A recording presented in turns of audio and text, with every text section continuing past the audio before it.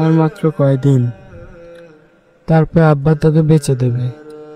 তোকে ছাড়া থাকতে আমার খুব কষ্ট হবে রে লালু।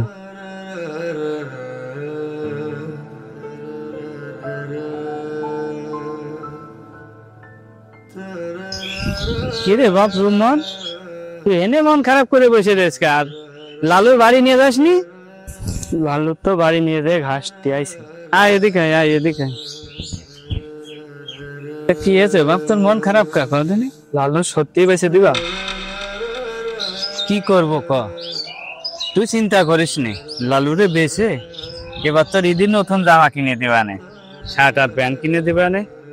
আর জানিসই তো ঘর দিয়ে পানি পড়তেছে, চালটাও তো ঠিক করতে হবে। আরে গরু বেঁচে যা বাসে, ঈদের পরে তোর একটা ছোট দেখে ভালো গরু কিনে দিবানে। এত মন খারাপ করার দরকার নেই বাপ, আমারও তো কষ্ট লাগতেছে, তুই বুঝিস না? লালু কি আমার কাছে কম প্রিয় নাকি?